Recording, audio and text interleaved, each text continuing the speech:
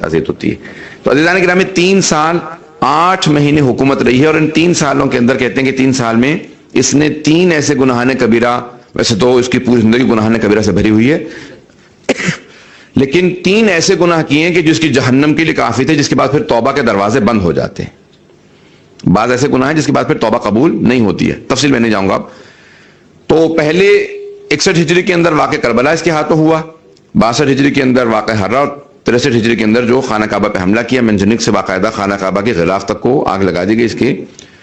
یزید کے ہاتھوں۔ اب 64 ہجری کے اندر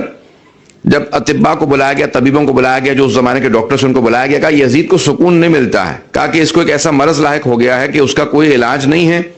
اور اس کا مرض معلوم ہی نہیں ہے کہ اس کو مرض ہے کیا، اس کی بیماری ہے کیا۔ عزیزان گرامی، وہ سب سے بڑی جو اس کی بیماری تھی کہ اس نے سید الشہداء کے قتل میں حصہ لیا تھا، بس وہی اس کا حکم صادر کر دینا اسے بیمار کر دینے کے لیے کافی تھا، کہ ذہنی مریض بھی تھا، روحانی مریض بھی تھا، جسمانی مریض بھی تھا۔ اب اس کی رواں جو ہے بالکل اس کی جو نفسیاتی کیفیت تھی، تو اس کو اطباء نے، اس زمانے کے طبیبوں نے کہا کہ تم شکار پہ جایا کرو، سیر و تفریح میں زیادہ سے زیادہ وقت گزارو، اس سے تمہیں سکون ملے گا۔ تو اب 64 ہجری کے اندر یہی ربیع الاول کا مہینہ تھا، اس نے باقاعدہ 10,000 کا لشکر بنایا کہ میرے ساتھ شکار کھیلنے چلو۔ اور ایک مرتبہ 64 ہجری میں جب یہ یزید ملعون گیا شکار کے لیے، تو تقریباً 2 دن کا مسلسل دمشق سے اس نے سفر کیا، اور دمشق سے دور ہو گیا، اور پھر اس نے باقاعدہ ایک ہرن کو دیکھا، کہا کہ میں اس کو شکار کرنا چاہتا ہوں، اپنے گھوڑے کو دوڑایا، سب کے سب لوگ فوجی ساتھ آنا چاہتے تھے، اس نے کہا سب رک جاؤ، میں صرف اکیلا اس ہرن کے پیچھے جاؤں گا،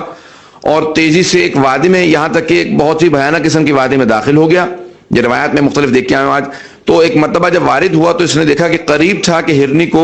یہ شکار کر لیتا، اچانک دیکھا کہ ہرنی اس کی آنکھوں سے اوجھل ہو گئی، اور یہ چاروں طرف سے دیکھنے لگا کہ بے انتہا خوف و ہراس کے اندر مبتلا ہوا، اور اس وقت سوچ رہا تھا کہ کیا ہوگا، یہ کیا کیفیت ہے، بے انتہا اس کو پیاس محسوس ہوئی۔ اچانک دیکھا کہ ایک سامنے سے آدمی آ رہا جس کے ہاتھ کے اندر ایک مشکیزہ جس میں پانی ہے، کہا کہ مجھے تھوڑا سا پانی پلا دے۔ تو اس نے فوراً آواز دی، کہا کہ دیکھ تو نے حسین ابن علی کو پیاسا شہید کیا تھا، اب تو ہم سے پانی کی توقع رکھتا ہے۔ کہا پھر تم کیا کرو گے؟ کہ اچانک ایک مرتبہ ایک عقاب نے اس پہ حملہ کیا، ایک پرندے نے، یا عقاب مانند ایک پرندہ تھا، اور اس نے باقاعدہ یزید کو پورا نگل لیا۔ اس کا گھوڑا اس خوف سے بھاگا تو اس کے اوپر ران ایک ٹانگ جو ہے وہ ٹوٹ کے رہ گئی، اور باقاعدہ اس کے گھوڑے کے دوڑنے کی وجہ سے، اور باقی یزید کو اس پرندے نے نگل لیا۔ معصوم سے پوچھا کہ یہ سب لوگوں نے جو بتایا کہ جب اس کا گھوڑا واپس آیا خوف سے بھاگتا ہوا تو اس پہ اس کی ٹانگ باقی تھی، تو پھر اس وقت امام علیہ السلام نے پورا واقعہ سنایا، کہا کہ اللہ سبحانہ و تعالیٰ نے 2 فرشتوں کو بھیجا تھا، ایک جو انسانی شکل میں آیا تھا جس نے پانی دکھایا تھا، اور دوسرے کو عقاب کی شکل میں بھیجا جس نے اس کو باقاعدہ کھا لیا، اور قیامت تک کے لیے مسلسل اس کو چیرتا رہے گا، کھاتا رہے گا، پھر اگل دے گا، پھر دوبارہ کھائے گا۔ کہا قیامت تک کے لیے یہ یزید کا عذاب ہے، اس کے بعد اس سے زیادہ عذاب ہے۔ عزیزان گرامی، یہ قتل سید الشہداء کا اس کے اوپر جو عذاب نازل ہوا اس دنیا کے اندر، توجہ ہے سارے مجمع کے اب تک میرے ساتھ؟